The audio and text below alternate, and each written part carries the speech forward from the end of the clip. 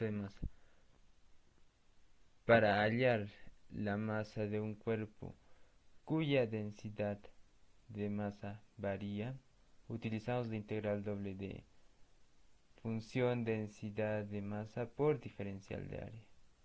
Esto lo podemos tomar en varios ejes. Por ejemplo, para el eje Y tenemos la integral doble de Y por función densidad de masa por diferencial de área. Y para el eje Y tenemos integral doble de X por la función por la función variación de masa por diferencial de área.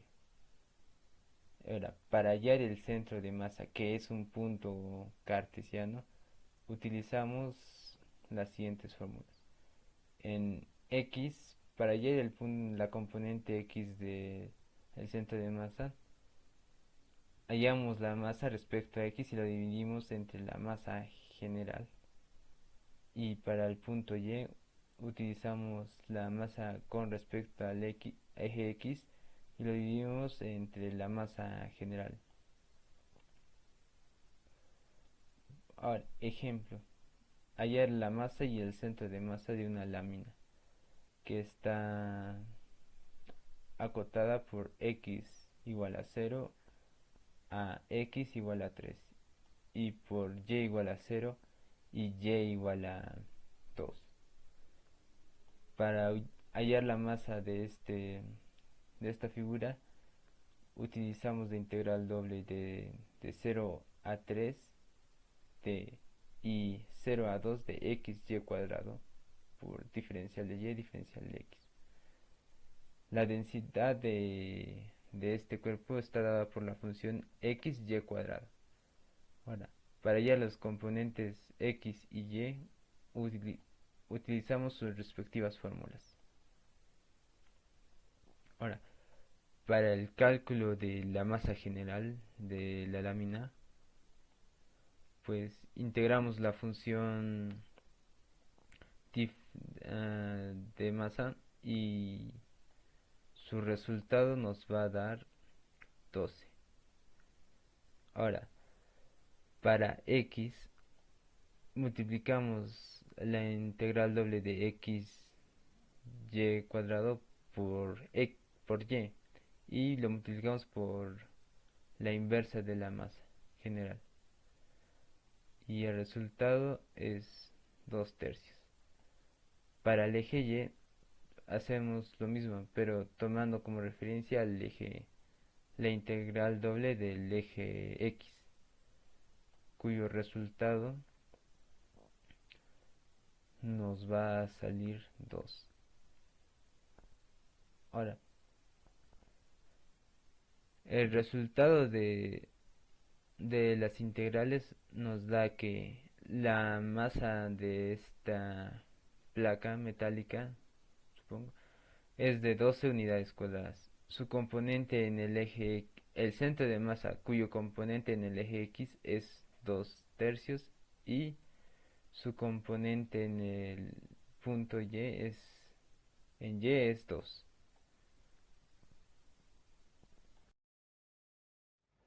El momento de inercia de una lámina que tiene la forma de una región plana S y una función de densidad que va de V2 a V continua puede encontrarse respecto a cualquier recta L. En particular, los momentos de inercia de la lámina respecto a los ejes X y Y están dados por, bueno, acá el momento de inercia respecto a X por la doble integral sobre S, que es de Y al cuadrado por la función densidad por la diferencial de área, y el momento de inercia respecto a Y, que es la doble integral sobre S, que es de x al cuadrado por la función densidad por la diferencial de área.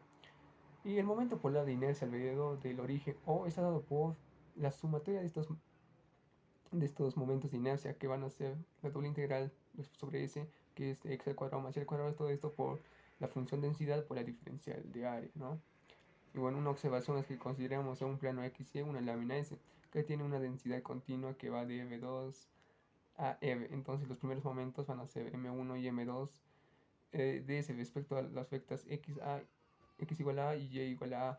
Estas están respectivamente por, bueno, el momento de inercia con, según la vecta A va a ser la doble integral de S, que es x menos a menos esa vecta, por la función de densidad por la diferencial de área. Y el momento 2 va a ser la doble integral sobre S, que es de y menos b, es igual a y menos b por la función densidad por la diferencial de área. Y bueno, la otra observación vendría a ser que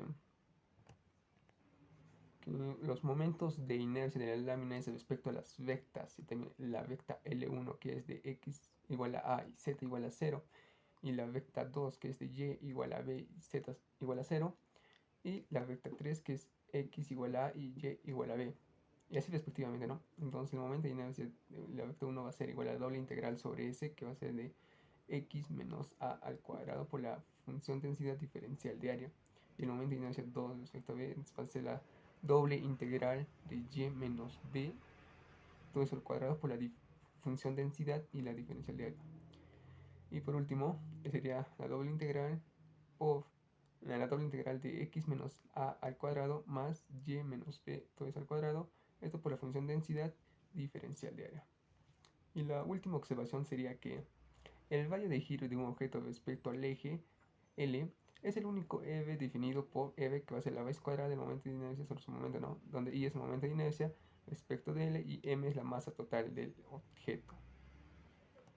Adelante los siguientes.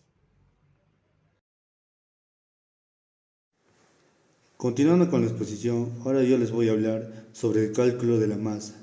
Primero, la masa de un objeto depende de su densidad y del volumen que va a ocupar. En objetos donde la densidad va a ser constante, la masa se va a calcular como el producto de la densidad y volumen. Sin embargo, cuando la densidad va a variar en el espacio, necesitamos sumar las contribuciones de masa en cada pequeño volumen. Y para esto nosotros vamos a usar integrales triples, que nos va a permitir calcular la masa de objetos con densidad variable de manera precisa. Concepto de densidad variable. En la física, la densidad de un objeto no siempre es uniforme.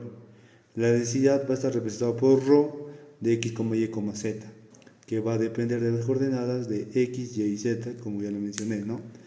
Esto significa que la cantidad de masa por unidad de volumen cambia en diferentes partes del objeto. Un ejemplo común es el de materiales con composiciones no homogéneas o cuerpos celestes cuya densidad va a variar desde el núcleo hasta la superficie. Cálculo de la masa. La masa se va a calcular como la triple integral del volumen por el ρ de x, y, z por la diferencia de volumen, donde tu m va a ser la masa total del objeto o la masa que vas a querer determinar. V va a ser el volumen que va a ocupar el objeto en el espacio.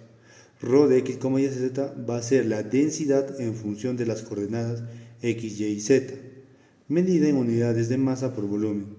Por ejemplo, kilogramos metros cúbicos, ¿no? Lo de siempre. Y tu d de v va a ser tu diferencial de volumen, que va a depender del sistema de coordenadas utilizadas, ¿no? Que vamos a hablar acá en el siguiente tema. La integral triple va a sumar pequeñas diferenciales de masa para ayudarnos a calcular la masa total del objeto. Ok, cambio de coordenadas. Primero tenemos las coordenadas cartesianas. Estas coordenadas son las más conocidas y las más usuales y las más simples, porque prácticamente aquí no varía en nada tu fórmula para determinar tu masa, ¿no? Primero, tu fórmula de la masa va a variar, la integral de a a b. Este intervalo de a a b va a estar en el eje z, de ahí la integral de c a d, el cual va a ser una integral, los cuales se encuentran en el eje y al final integral de e a f, donde e y f son un intervalo que se encuentran en el eje x, ¿no? Todo eso multiplicado por la densidad que depende de dichos puntos. Coordenadas cilíndricas. Este va a ser una forma de extender las coordenadas polares a 3 dimensiones. Normalmente representamos el x con r coseno, tu y con r seno, tu z simplemente va a ser el eje z y tu diferencial de volumen va a variar. Va a ser ahora r de r, d de θ y diferencial de z, ¿no? Coordenadas esféricas. Ahora las coordenadas esféricas van a estar determinadas por tu x, que va a ser igual r seno de θ coseno de phi, y igual a r seno de θ seno de phi, y tu z r coseno de θ. Tu diferencial de volumen va a ser igual a r cuadrado seno de θ diferencial de r diferencial de θ por diferencial de phi. Tu masa ahora va a estar determinada por la presente ecuación que tenemos en la pizarra, ¿no? Primero tenemos de 0 a r, integral de 0 a pi, el cual va a ser la variación de teta, la integral de 0 a 2pi, va a variar de 0 a 2pi. Todo esto va a quedar multiplicado por la densidad en función del r, teta y phi, ¿no? Los cuales habíamos definido. Todo esto por el r cuadrado, seno de teta, diferencial de phi, diferencial de teta, diferencial de r.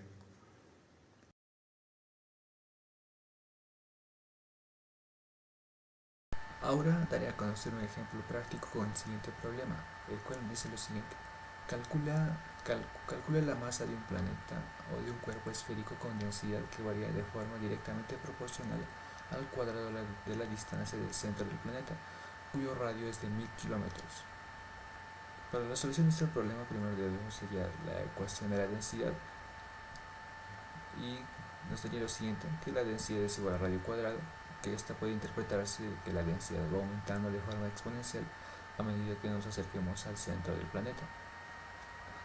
Luego planteamos la integral, en donde al tratarse de una esfera nos conviene utilizar coordenadas esféricas, en donde la diferencial de volumen es igual a radio cuadrado seno de teta, diferencial de r, diferencial de teta y diferencial de phi, en donde al despejar, para hallar la diferencial de masa, despejamos de la fórmula de la densidad, y nos quedaría que la diferencial de masa es igual a la densidad por el diferencial de volumen, que vendría a ser igual a radio cuadrado por radio cuadrado seno de teta, diferencial de r, diferencial de teta y diferencial de phi, en donde la diferencial de masa es igual, sería igual a r a la cuarta seno de teta, diferencial de r, diferencial de teta y diferencial de phi. Luego hallamos los límites de integración, en donde el radio variaría desde 0 hasta 1000 kilómetros, el teta variaría desde 0 a pi y phi estaría variando desde 0 hasta 2pi. Reemplazamos estos límites en la integral triple de r cuarta seno de teta, diferencial de r, diferencial de teta y diferencial de phi, en donde al integrar todo esto nos quedaría que la masa es igual a 2 por 10 a la 29 por 2 y por 2pi, quedándonos al final que la masa del planeta es igual a 8 pi por 10 a la 29 kilogramos.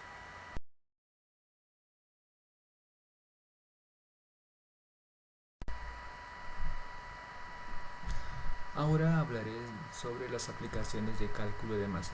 Una de sus aplicaciones es la ingeniería, en cuanto a la ingeniería estructural y análisis de materiales, que permiten la determinación de la distribución de masa en estructuras tridimensionales complejas, edificios o componentes mecánicos.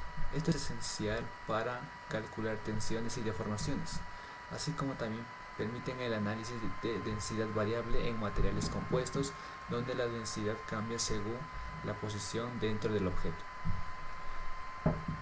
Así también otra de sus aplicaciones es la astronomía y la física celeste, en donde permite el cálculo de la masa total de planetas, estrellas o nubes de gas, donde la densidad varía con la distancia al centro o con la profundidad, como bien lo hicimos en el ejemplo práctico, ¿no? También permite el estudio de la densidad en estrellas, en cúmulos o estrellas de la galaxia. También permiten la determinación de cómo se distribuye la masa en cúmulos estelares, discos de acreción o anillos planetarios, así como el modelado gravitacional. Otra de sus aplicaciones es a la física, en donde permite el análisis de distribuciones de densidad en fluidos tridimensionales, como las corrientes oceánicas o flujos de aire en túneles de viento, así como el estudio de la presión y la distribución de masa en líquidos comprimibles.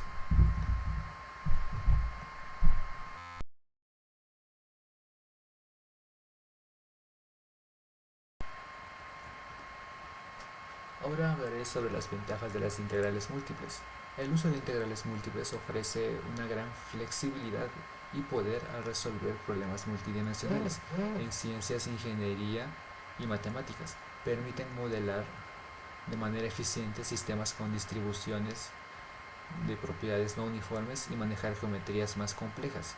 Estas ventajas las convierten en herramientas esenciales no solo para resolver problemas teóricos, sino también para abordar aplicaciones prácticas en una amplia variedad de campos.